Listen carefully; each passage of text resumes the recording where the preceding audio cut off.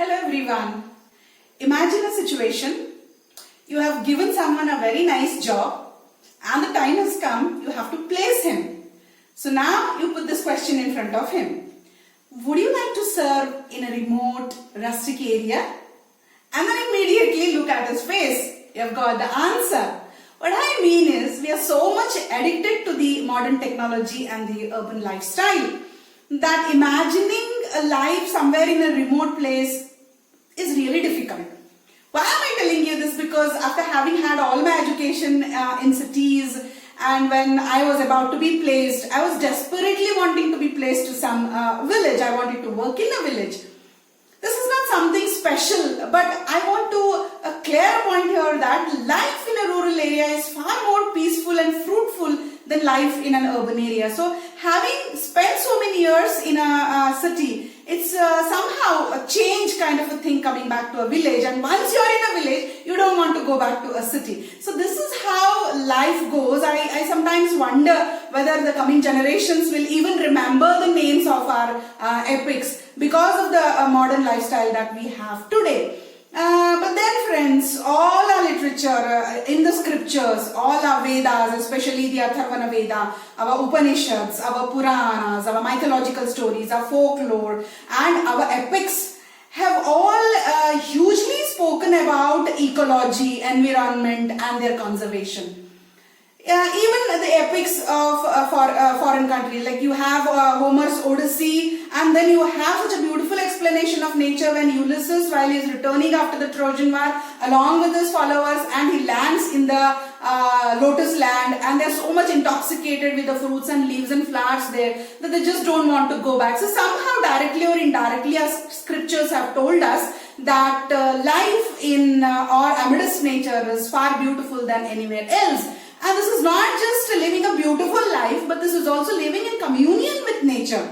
Like if you take, for example, the Ramayana, you have three beautiful kingdoms there. You have the Ayodhya, and you have the Kishkindha, and you have the Lanka. The similarity between all these kingdoms is that they have that bountiness of nature. They are known for the beauty of the nature that they have around them. They have given first place to nature. So in this way our scriptures and our mythology speaks about the importance of nature.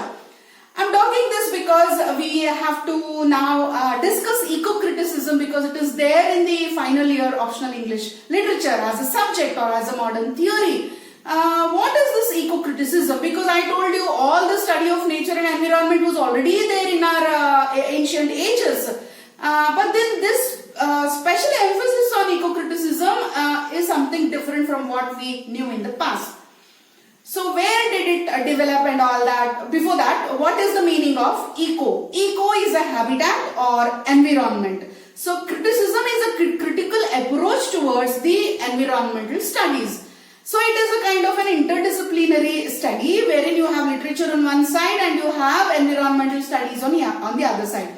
So what do the scholars do here? The scholars pick all those texts that have reference to nature or ecology or some thing of an environmental study, and they review it. So there is a kind of a critical analysis of those texts, and that falls into the literary criticism area. So now our students have to learn this modern theory, eco-criticism. So we have to know where it started. Eco-criticism began in the mid-19th century in United States. For the first time, a writer called as Marsh, he was a naturalist, he wrote a book called Man and Nature. And of course, he focused on the relation between man and nature there in the initial pages. And then what comes next is, he comes out with his a special theory that the nature study or the nature writing should be introduced at the primary school itself to the students. So this is a quite difficult thing, because when you say that the students have to study nature, they should go somewhere to the jungles or they should go to some gardens and study. This was not the case. So the students could be taken to their immediate nature or immediate natural surroundings, and they could feel the trees, they could feel the plants, flowers, birds, animals, even insects.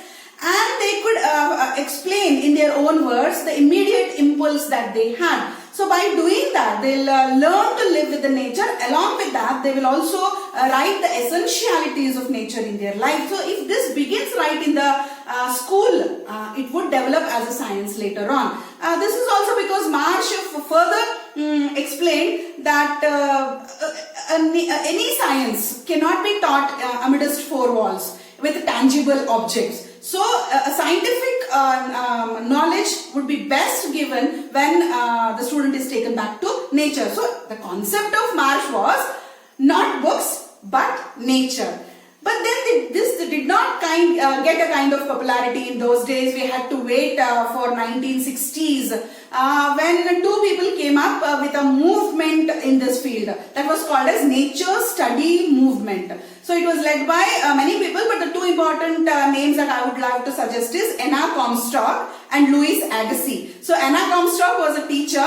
And what did she do? She was so much in love with nature and this movement that she went from place to place, kept on moving, and then she popularized it. So naturally, it had its own glamour. This kind of teaching had its own glamour in United States, wherein people were totally in their technological age. So after this, we had to wait further for the complete evolvement of this theory. We had to wait till the publication of Carson's Silent Springs. So this book was a kind of bombardment in the field of the study of eco-criticism.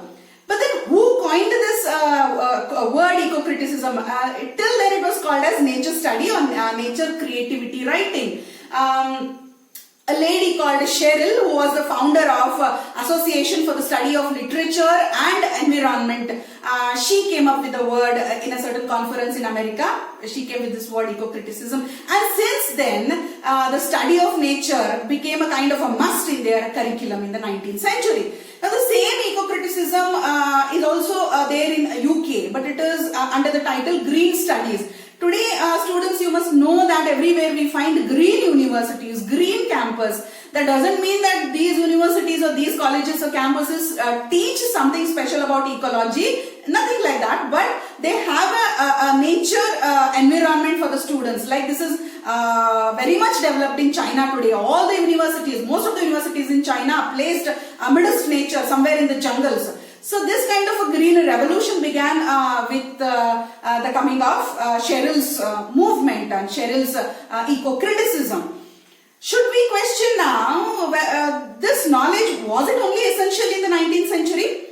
It was not like that, because we will take both the examples. Now if you take United States, you had in the 18th and 19th centuries the transcendentalism and transcendentalists like Ralph Waldo Emerson, you had Thoreau, you had Emily Dickinson. Ralph Waldo Emerson was a master in studying nature. He came to India, he lived here in India for some years, he studied all our Vedas, Upanishads and the importance of herbs and the medications and the Ayurveda, and he went back to America and he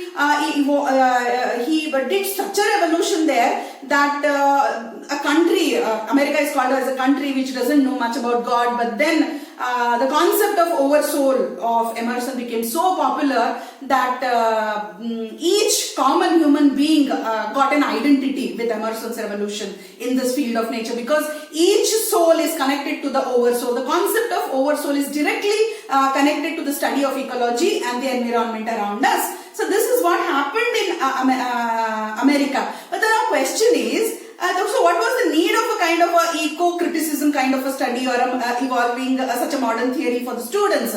So transcendentalists had a love for nature. They wrote for nature and they were of nature. But then the future of nature was not very much indicated by them. So how would man act with nature in the coming days, or what were the demerits of man's technological and advancements as against nature? So these things were not scientifically highlighted there. So this was more highlighted with the concept of eco-criticism. Now, if you go back to UK, you had the romantic poets in the 19th century, romantic revival, going back to nature. You have Wordsworth's poem, The World is Too Much with Us, wherein he is begging literally to come back to nature and throw away all your material advancements and your material pleasure, because it's high time. You're crippled mentally and physically. You need to have the aid of nature. So much and so forth was there in the romantic literature of the 19th century. But then these ages did not give us any scientific approach towards nature. So how can I get a job by reading nature? It's very difficult, because we have today no doubt that we have MSc in botany, we have MSc in geology and so many things. But then this had to be a compulsory subject introduced. So there had to be a kind of revolution that Sherrill gave birth to. Now we will question, what is this eco-criticism? Is it just the study of literature and environmental studies? This is not the case. On the superficial level it's so, but when you go inside, it is much more. You have history, you have cultural studies, you have geology, you have botany, and to some extent you have feminism also. You will wonder now, why should feminism be a part of eco-criticism?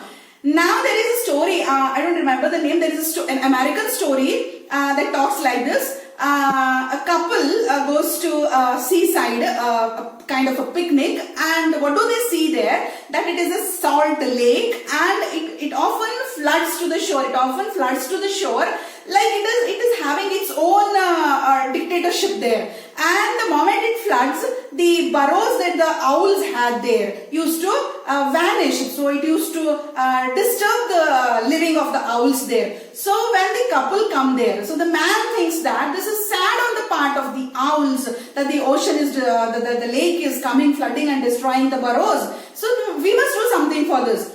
The lady says, no, this is nature. It has its own understanding. The owl has never said that it is tired. It is making one more burrow for itself.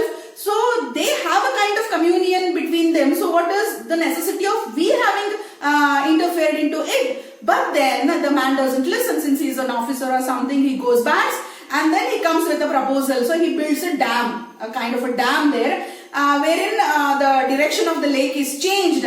But because there is a sudden change in the nature, or sudden change in the ecology of that area, the owls get endangered. The owls have stopped coming there, and almost the owls have disappeared from the area. And what happened to the owls, nobody knows. And the lake has also lost its beauty. Now it's a kind of a tourist spot. But then where are the owls, and where is the communion between the owls and the salt lake? So this kind of these stories are all ecological stories that teach us lots of lessons. So what do we see in this story is that we have the feministic and the masculine approach here. So nature as it originally exists is what is feminism, and the construction of nature according to human psychology is the masculine approach towards the nature study. So these are all the new concepts budding up, and this is a very beautiful connection between many sciences and ecocentrism. Well then, what exactly does ecocentrism focus upon? It has its own areas. Like we have questions like afforestation, deforestation. We have pollution, air pollution, water pollution, and so many types of pollution. And we have animal rights, and we have the concept of turning nature into tourism. And there is consumerism of nature, which is a havoc these days. And this is how eco-criticism has gained a very important place in the study of human studies, and also in the important place in the study environmental studies, and it has come up with beautiful employment opportunities, and most of these opportunities are suitable for women in United States. This is not very much popular in our country, because since India is a country of villages, this is not something very new for us. So most of the population is still in the rural side. So this advancement in science has not to that extent affected us. Affected in some sense, but it has not affected like it has done in UK or US. Now, if you want to procure a kind of a degree in eco-criticism, there are some universities in India where you can get those degrees. So about which I'll be discussing in my next video. Hope students, this sample of lecture on ego criticism was quite useful to you and fruitful to you. Thank you.